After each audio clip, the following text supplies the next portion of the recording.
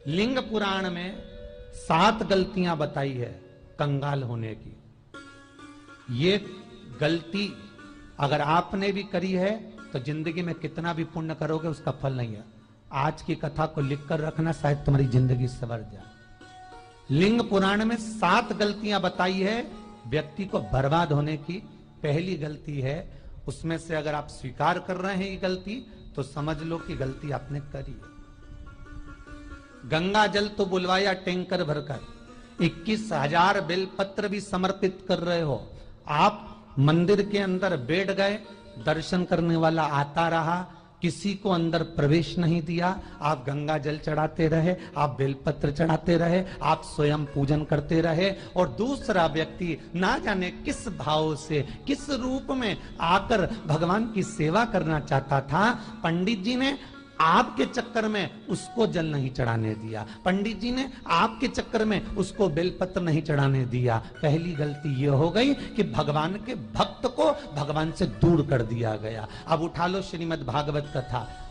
2 देवताओं ने गलती करी थी। एक ब्रह्मा जी ने गलती करी थी कि गाय बछड़ों का हरण कर लिया था। 1 वर्ष होने में 1 दिन था तब ब्रह्मा जी ने गाय बछड़े वापस दिए थे। दूसरी गलती इंद्र ने करी थी, जल वृष्टि करी तब भगवान कृष्ण को गोवर्धन पर्वत उठाना पड़ा। दोनों देवताओं ने गलती करी, पर भगवान कृष्ण ने इंद्र को क्षमा कर दिया पर ब्रह्मा को क्षमा नहीं करा। क्यों नहीं करा? क्योंकि इंद्र को क्षमा इसलिए करा क्योंकि इंद्र ने जब जलवृष्टि करी तो सारे ब्रजवासियों को भगवान के चरणों में लाकर छोड़ दिया। सारे ब्रजवासी गोवर्धन पर्वत के नीचे आकर बैठ गए, भगवान के चरणों में आ गए। और ब्रह्मा ने जो गलती करी वो ऐसी गलती करी कि भगवान से गाय और बछड़ों को दूर कर दिया। जो भगवान से भगत को दूर कर दे उसको शंकर कभी क्षमा नहीं कर सकता। इसलिए बर्बादी का पहला कारण आप भक्त और भगवान में दूरी बना दी।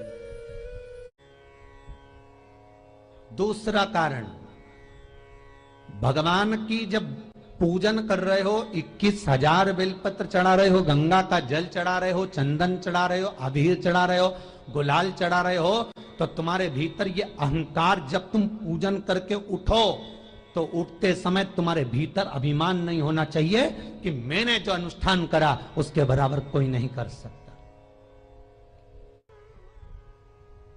तीसरा कारण कहा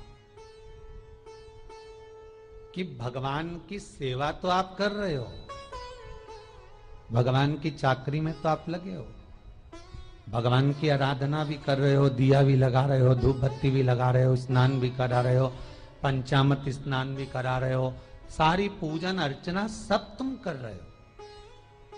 पर हो सकता है इस पूजन अर्चना में आप केवल 3 घंटा पूजन करते हो और बाकी के समय किसी न किसी की जीवात्मा को दुख पहुंचा रहे हो। एक कथा में एक बात कही थी कि भले मंदिर में दिया मत लगाओ, भले मंदिर में जाकर धूप बत्ती मत जलाओ, भले मंदिर में जाकर भोग मत लगाओ, भले मंदिर में जाकर जल मत चढ़ाओ, कुछ मत करो, भले भगवान को नए कपड़े मत पहनाओ, भले तुम्हारी मर्जी पड़े भगवान को भोग मत लगाओ, पर शास्त्र कहता है कुछ मत करो, पर एक काम जरूर करना कि किसी के चेहरे पर प्रसन्नता ला देना तो मंदिर में दिया जलाने के बराबर होगा। किसी के चेहरे पर चमक ला देना, प्रसन्नता ला देना तो अगरबत्ती लगाने के बराबर होगा। किसी गरीबड़े के, किसी दुखी के चेहरे पर अगर तुमने प्रसन्नता ला दी तो वो भगवान को कपड़े पहनाने के बराबर होगा। मालूम पड़े तुम मंदिर में पूरी सब्जी बांटो, मंदिर में भोजन कराओ, मंदिर में सारा पकवान चढ़ाओ, और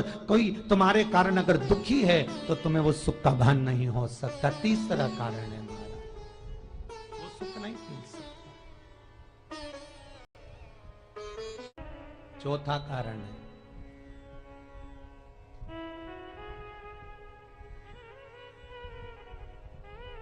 महाराज,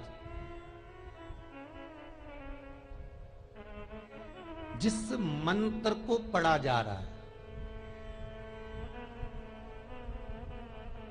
जिस मंत्र का स्मरण किया जा रहा है,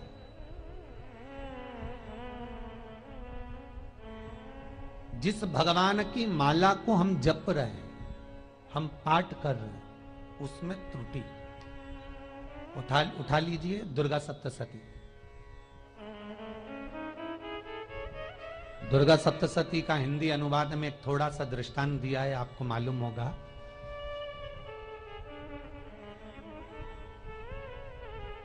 एक जजमान सप्तशती का पाठ कराते थे नवरात्रे में। नवरात्रे पूरे होते थे और उनकी पत्नी मर जाती थी। सप्तशती के अंदर लिखा है, बहुत ध्यान से सुनिएगा।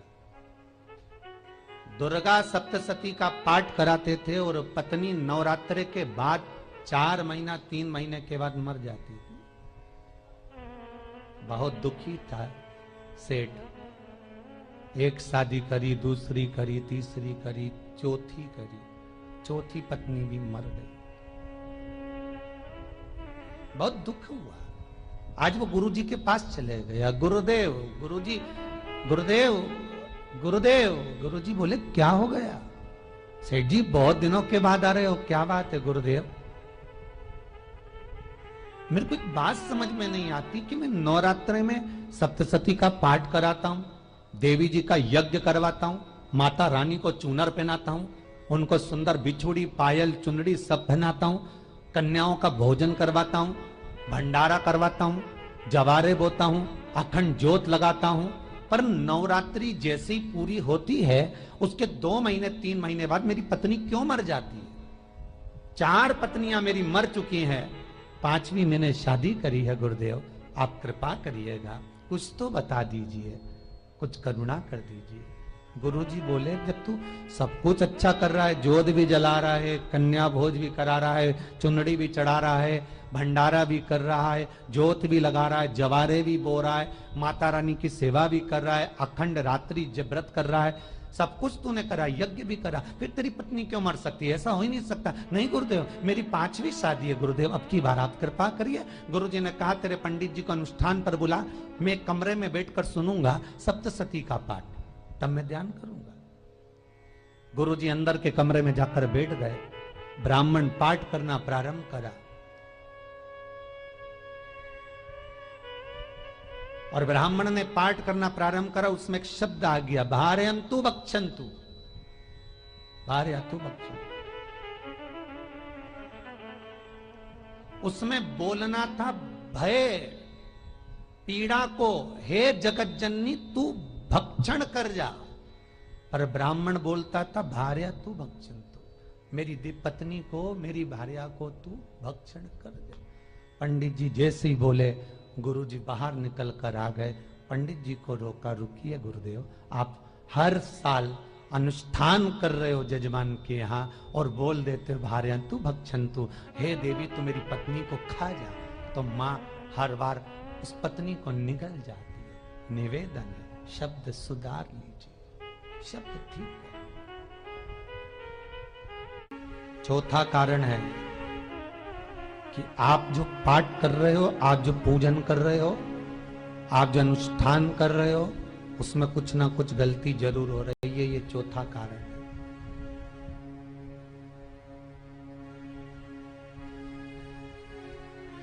एक बार पूरे घर के लोगों को बिठाओ, अपने घर के लोगों को, मम्मी से पूछना, मम्मी तुम कौन कौन सा पाठ करती हो? एक बार मम्मी से पूछना। फिर एक बार पापा से पूछना, पापा आप कौन कौन सा पाठ करते हैं सुबह? फिर बहू से पूछना, भाभी आप कौन कौन सा पाठ करती हो? फिर छोटी दुल्हन से पूछना, छोटी दुल्हन तुम कौन कौन सा पाठ करती हो? भैया आप कौन कौन सा पाठ करते हो?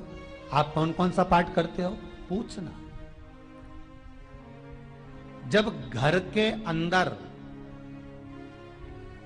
बड़ी बहू अलग तरह का पाठ कर रही है, छोटी बहू अलग तरह का पाठ कर रही है, मंजली बहू अलग तरह का पाठ कर रही है, माँ अलग तरह का पाठ कर रही है, पति अलग तरह का पाठ कर रहा है, तो उसका जो प्रभाव है, कौन सी चीज कहां टकरा रही है, जिसके कारण घर में रोग इतना है कि कोई सही होने वाला ही नहीं है।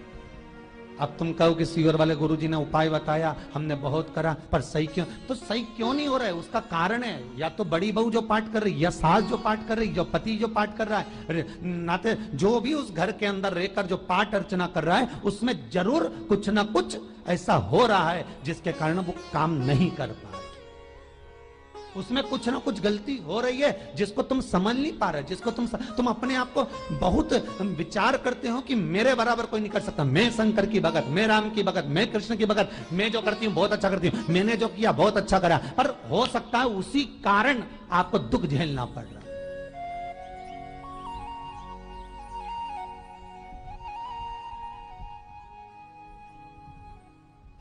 उसी के कारण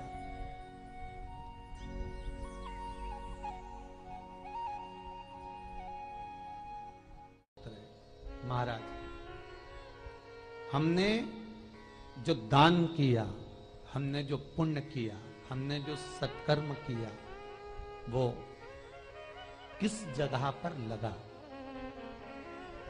पांचवा सूत्र,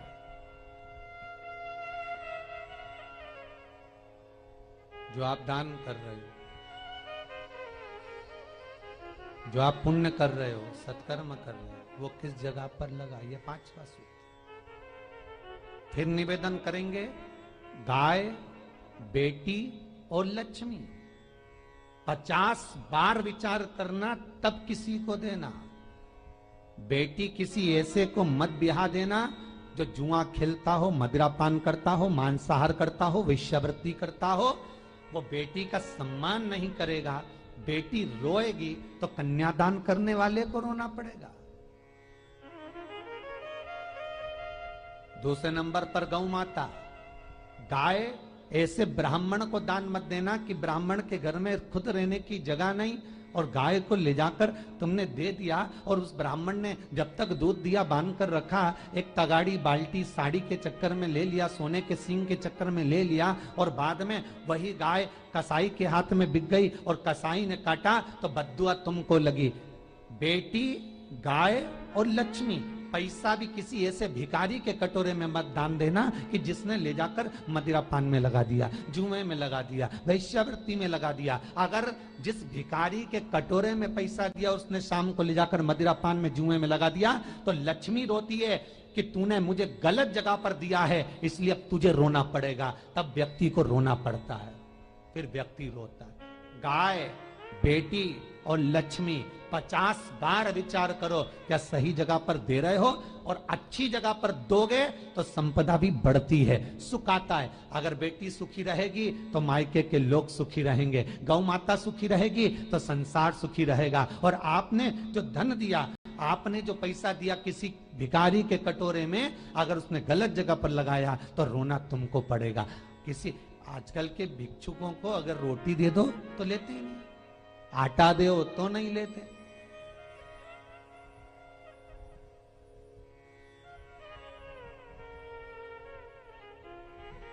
पहले के समय में जो भिक्षुक आते थे ना, तो रोटी बनी हुई मांगते थे। बूढ़ी बूढ़ी माताएं जानती होंगी, चिमटा बजाकर, घुंघरू बजाकर कहते थे भोजन, तो 2 रोटी निकाल कर दे दी जाती थी घर से। लो बाबा, तो माता इतना प्रेम रखती थी, केवल रोटी नहीं देती थी, बाबा बैठो हम सब्जी लाकर देते। इतना प्रेम था बुजुर्ग माताओं का, बैठो। और आज के जमाने में अगर रोटी दे दो तो फेंक दे नली में ले जाके, पैसा चाहिए। क्यों? शाम को पीने के लिए चाहिए ना, मदिरा पान के लिए, मांसाहार के लिए, जुए के लिए, वैश्यावृत्ति के लिए धन चाहिए।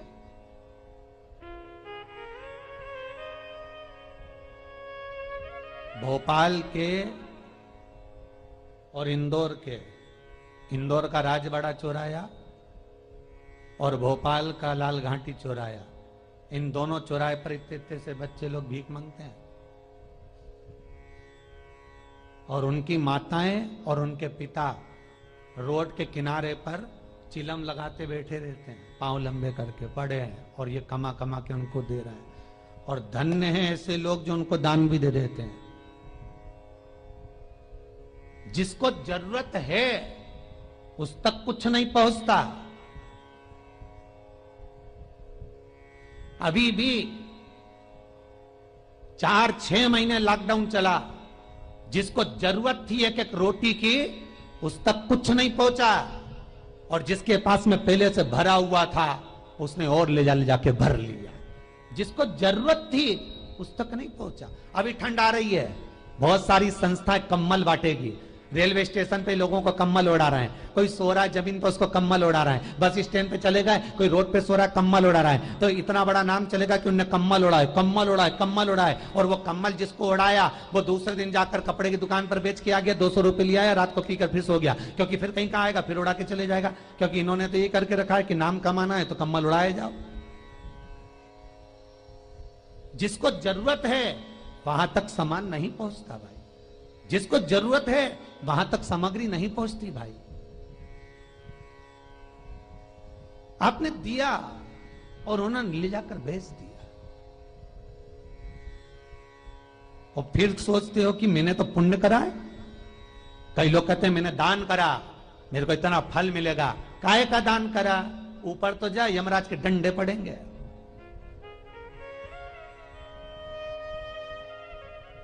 रेल में, ट्रेन में आप बैठ जाओ, रिजर्वेशन कोच में छोटे छोटे लड़के आते हैं, अपना कपड़ा उतारते हैं। सही बोलना रे भाई, जितने लोग टीवी पर कथा सुन रहे हो, छोटे छोटे बच्चे अपना कपड़ा उतारेंगे और पोछा लगाएंगे रेल की बोगी में। जब गवर्नमेंट ने स्वीपर रख रखे हैं तो तुम्हें अंदर आने का किसने कहा? कौन ने कहा कि तुम अपना कपड़ा उतार के पोछा लगाओ? और वो अपने शरीर का कपड़ा उतार कर पोछा लगाता है, आपके आगे हाथ फैलाता है, आप 1-1, 2-2 रुपए दे देते हो। वो अगले स्टेशन पर उतरता है, कोई सूंघने की सामग्री लेता है, सूंघ सूंघ के वो बर्बाद हो जाता है और कहीं कूद कर मर जाता है। उसके मरने में 1 रुपया तुम्हारा भी लगा है, इसलिए नरक तुमको भी भोगना पड़ेगा, क्योंकि उसके मरने में तुमने हेल्प करी है।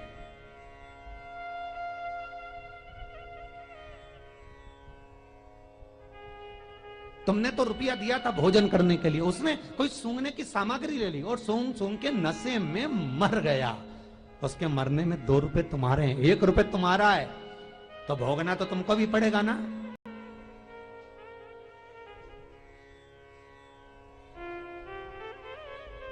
कई अच्छी जगह लगाओ, सत्कर्म की ओर लगाओ, तो सुख का आनंद कुछ और ही होगा,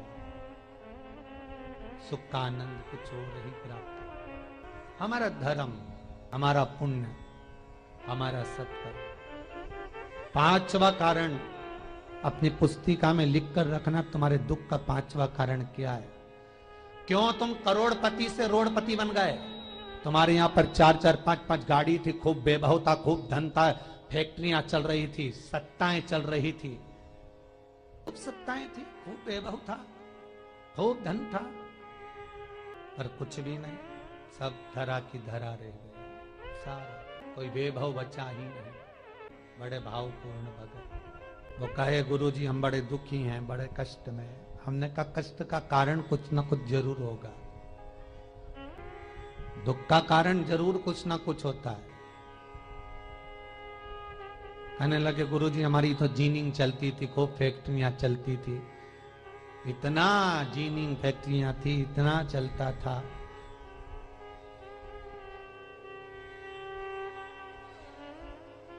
इतनी जीनिंग चलती थी, इतनी फैक्ट्रियां चलती थी, गुरुदेव बहुत दुखी हो गए। हमने कहा दुख का कारण, जो ये 7 कारण है शिव महापुराण के, लिंग पुराण में जो 7 कारण बताए हैं दुख आने के, जब फैक्ट्रियां अच्छी चल रही, जीनिंग अच्छी चल रही, व्यापार अच्छा चल रहा है, तो 7 कारण बताए हैं कि आप उन 7 कारण में से कोई कारण आपके साथ में हुआ है जिसके कारण आप रोड पर आ गए, करोड़पति से रोडपति बन गए। कभी कभी नगर में, गांव में